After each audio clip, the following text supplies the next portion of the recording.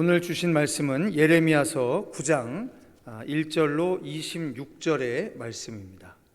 예레미야서 9장 1절로 26절의 말씀을 저와 함께 한 절씩 교독해서 봉독해 올리시겠습니다. 9장 2절부터 26절까지 봉독하겠습니다. 제가 먼저 읽겠습니다.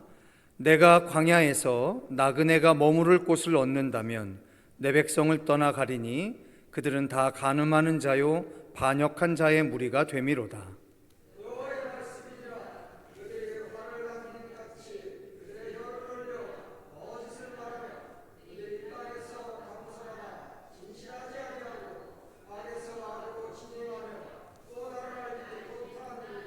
너희는 각기 이웃을 조심하며 어떤 형제든지 믿지 말라. 형제마다 완전히 속이며 이웃마다 다니며 비방함이라.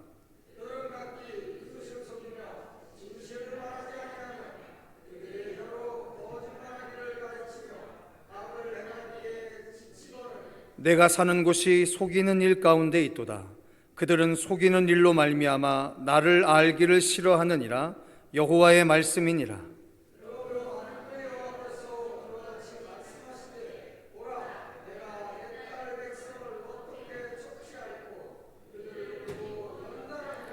그들의 혀는 죽이는 화살이라. 거짓을 말하며 입으로는 그 이웃에게 평화를 말하나 마음으로는 해를 꾸미는도다.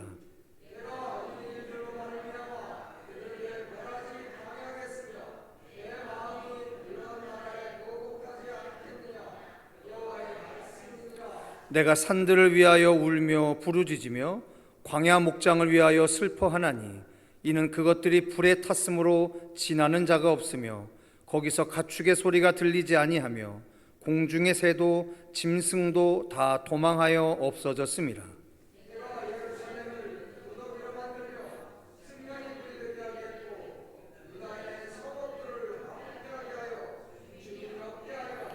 지혜가 있어서 이 일을 깨달을 만한 자가 누구며 여호와의 입의 말씀을 받아서 선포할 자가 누구인고 이 땅이 어찌하여 멸망하여 광야같이 불타서 지나가는 자가 없게 되었느냐.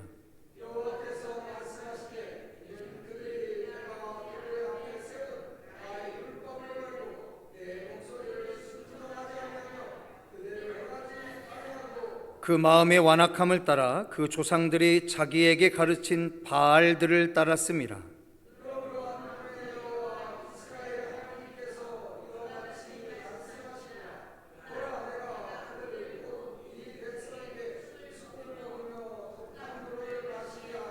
그들과 그들의 조상이 알지 못하던 여러 나라 가운데 그들을 흩어버리고 진멸되기까지 그 뒤로 칼을 보내리라 하셨느니라.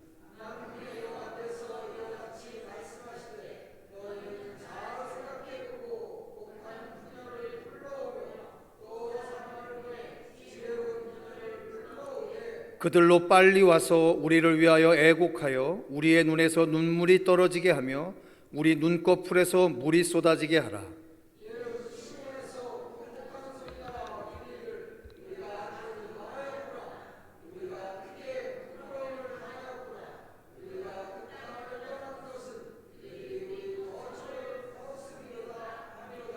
부녀들이여 여호와의 말씀을 들으라. 너희 귀에 그 입의 말씀을 받으라. 너희 딸들에게 애곡하게 하고 각기 이웃에게 슬픈 노래를 가르치라.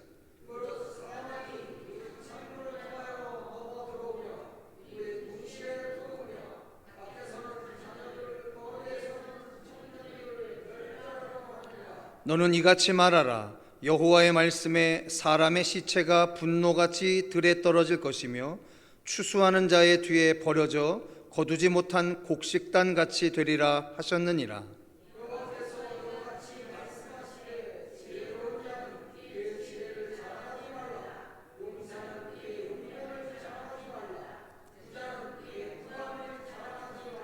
자랑하는 자는 이것으로 자랑할지니 곧 명철하여 나를 아는 것과 나 여호와는 사랑과 정의와 공의를 땅에 행하는 자인 줄 깨닫는 것이라. 나는 이 일을 기뻐하노라. 여호와의 말씀이니라.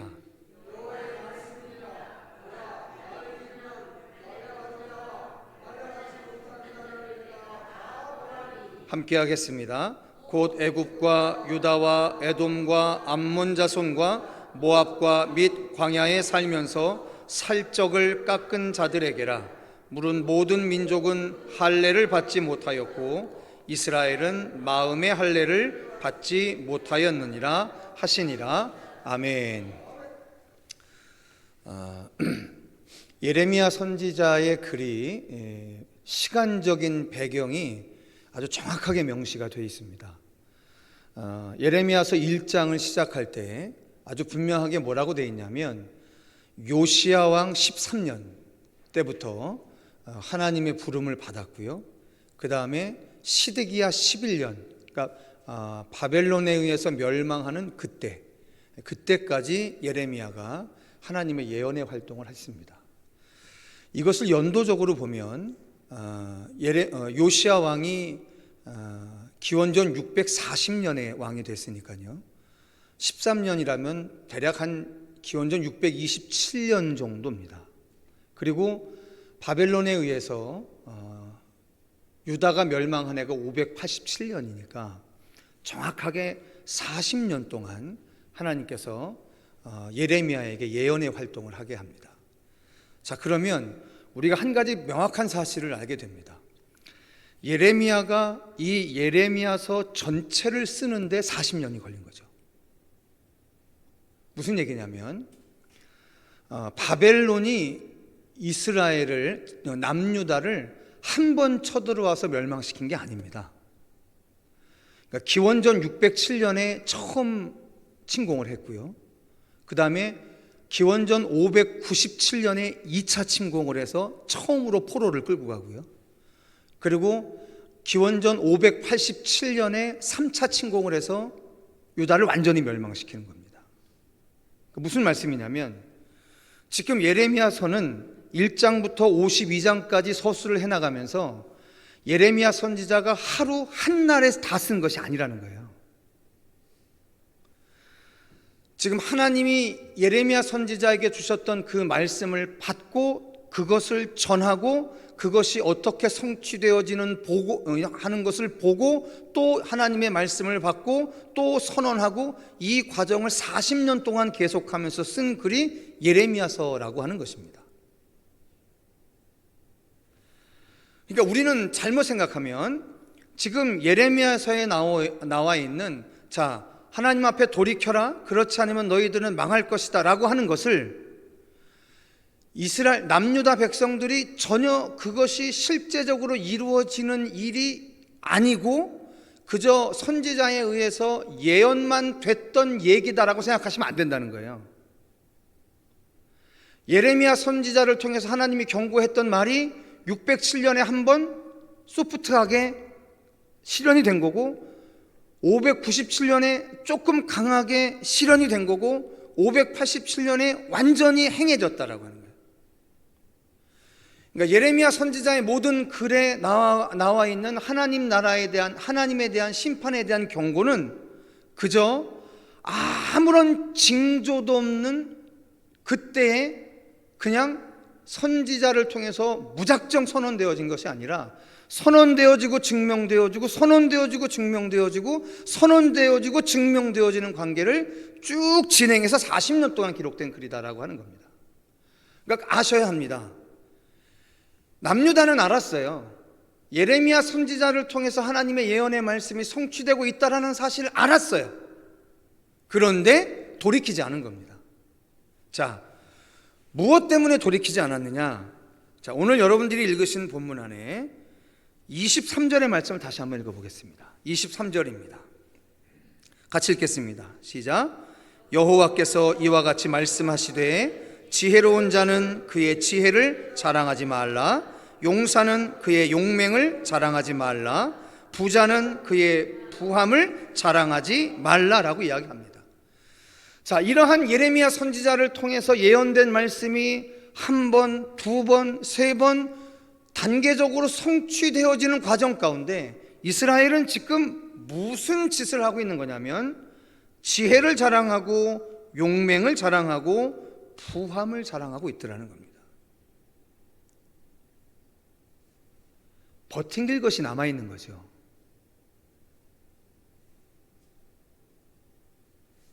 그래서 24절에 뭐라고 하냐면 자랑하는 자는 이것으로 자랑할지니 곧 명철하여 나를 아는 것과 나 여호와는 사랑과 정의와 공의를 땅에 행하는 자인 줄 깨닫는 것이라. 나는 이 일을 기뻐하노라. 여호와의 말씀이니라 라고 이야기합니다. 자, 이스라엘이 자랑해야 할 것이 하나가 있다는 거예요. 그게 바로 뭐냐면 하나님을 아는 건데요. 하나님을 어떻게 아느냐?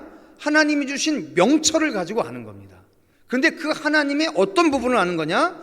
여호와께서 사랑과 정의와 공의를 땅에 행하는 자인 줄 깨닫는 그 하나님이라는 사실을 알라는 거예요. 여러분 꼭 기억하셔야 합니다.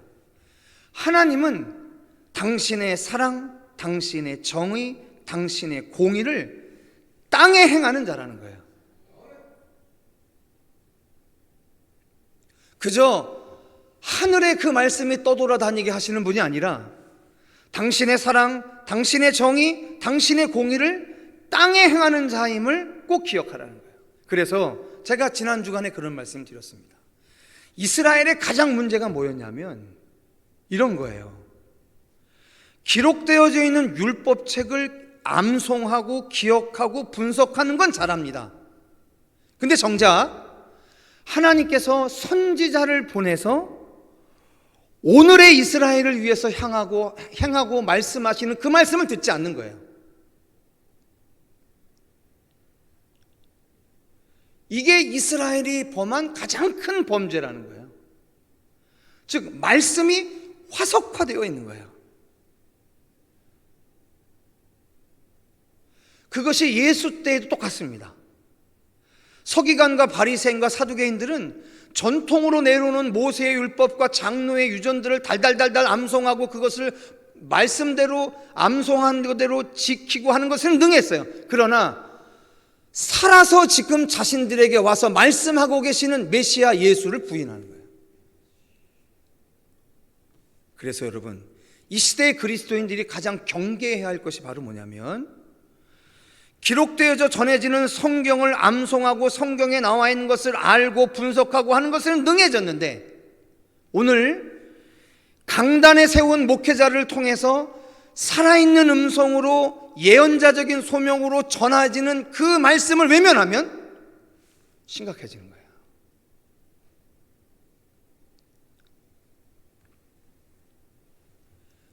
시대에 하나님이 입에 담아놓지 않은 말씀을 전하는 거짓 예언자도 문제지만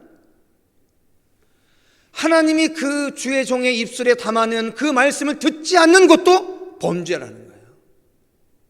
이 두 사이의 경계선에서 지혜롭게 처신해야 한다는 겁니다.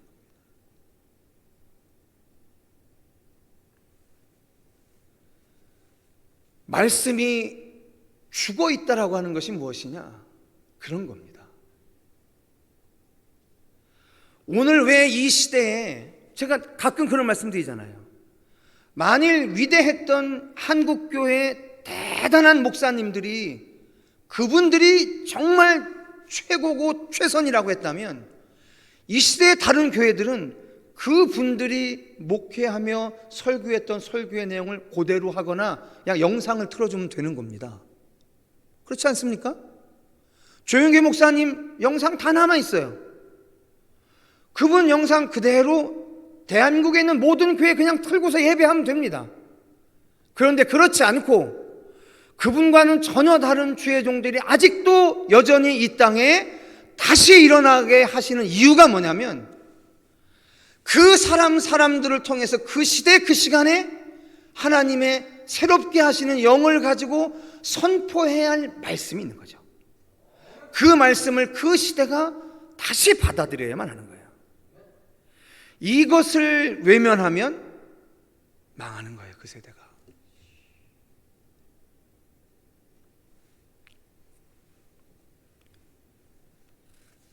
아직도 우리가 회중석에 앉아서 어느 때가 좋았다, 어느 때가 좋았다 이렇게 이야기하는 것이 여러분 지혜롭지 못한 겁니다. 오늘 여러분 인생 앞에 오늘 놓여지는 그 말씀에 집중하셔야 하고 그 말씀을 전달하는 주의 종들을 집중해야 하는 거예요. 그것을 놓친 것이 이스라엘의 마지막 역사였고, 예수 탄생했을 때 그 시대의 바리새인과 서기관과 사두개인들의 강력한 실책이었다라고 합니다. 자, 그리고 오늘 맨 마지막에 오늘 우리를 깊이 생각하게 하는 말씀 하나가 있어서 그 말씀을 정리해 보겠습니다. 우리 다 같이요, 26절 마지막의 말씀 같이 한번 읽어보겠습니다. 26절입니다. 시작. 곧 애굽과 유다와 에돔과 암몬 자손과 모압과 및 광야에 살면서 살적을 깎은 자들에게라. 무릇 모든 민족은 할례를 받지 못하였고 이스라엘은 마음의 할례를 받지 못하였느니라 하셨느니라. 자, 여기에 마음의 할례를 받았다라고 하는 말이 나옵니다. 여기 이게 되게 중요한 이야기입니다. 성도 여러분, 혹시 마음의 할례를 받았다라고 하는 이야기가 처음 언제 등장한 줄 아십니까? 이거 정확하게 기억하셔야 합니다. 우리 다 같이 신명기서 30장으로 잠깐 넘어가 보겠습니다. 신명기서 30장입니다.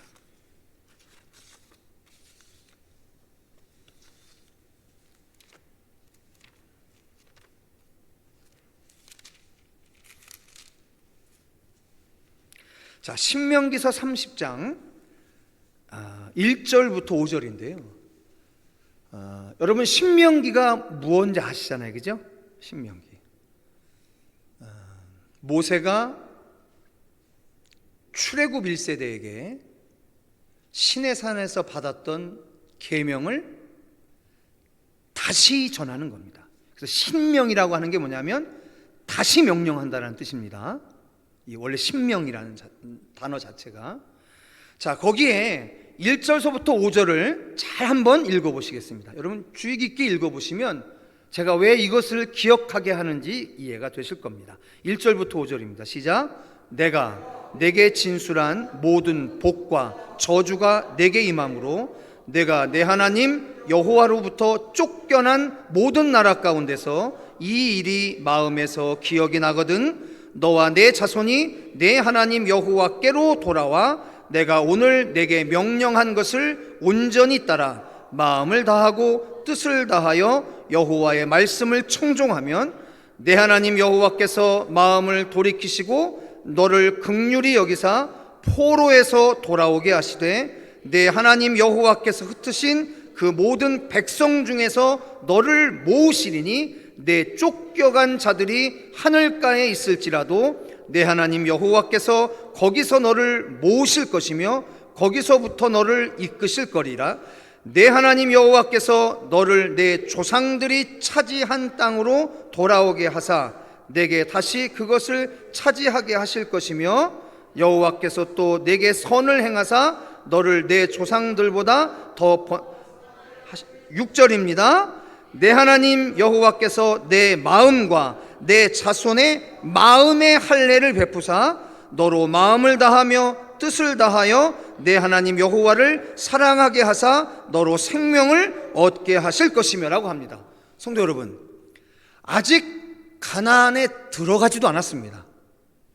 그런데 가나안에 들어가지도 않은 이스라엘에게 지금 30장에서 뭐라고 이야기하냐면 너희들이 하나님 앞에 범죄해서 세상 끝에까지 잡혀갈 텐데 거기에서 다시 돌이키면 하늘 끝가에서로도 내가 다시 불러 모으겠다라고 하는 겁니다. 그런데 그렇게 하실 때 하나님이 행하시는 가장 강력한 조치가 바로 뭐냐면 내 마음과 내 자손의 마음에 뭘 베푸신다고요? 할례를 베푸신다고 합니다. 여러분 잘 아시는 육체에 행하는 할례가 아니라 마음에 행하는 할례라고 하는 이야기를 신명기서에서 처음 얘기하세요. 그거 여러분 기억 안 나십니까? 지금 읽으신 이 부분이요, 솔로몬이 성전을 봉헌할 때 기도하는 기도의 내용에도 있습니다. 그래서 학자들이 뭐라고 이야기하는 거냐면 이 신명기를 언제 썼을 거다. 이 내용을 보면 이미 포로로 끌려갔다가 돌아오는 것을 이미 상정해 놓고 썼잖아요.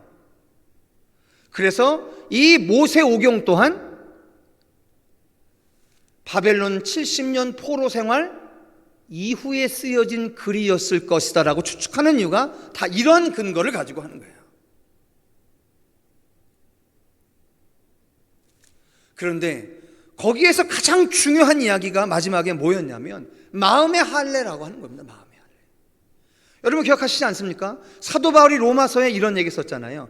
무릇 표면적 유대인이 아니요 표면적 육신의 할례가 할례가 아니니라 오직 이면적 유대인이며 할례는 마음에 할지니 영에 있고 율법 조문에 있지 아니한 것이라 그 칭찬이 사람에게서 아니요 다만 하나님에게서이니라 라고 얘기합니다.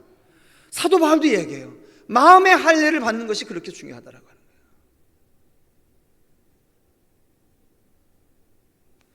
마음의 할례를 받지 못한 인생들, 즉 육체적으로만 무언가인 사람들, 이 사람들은 안 된다는 거예요.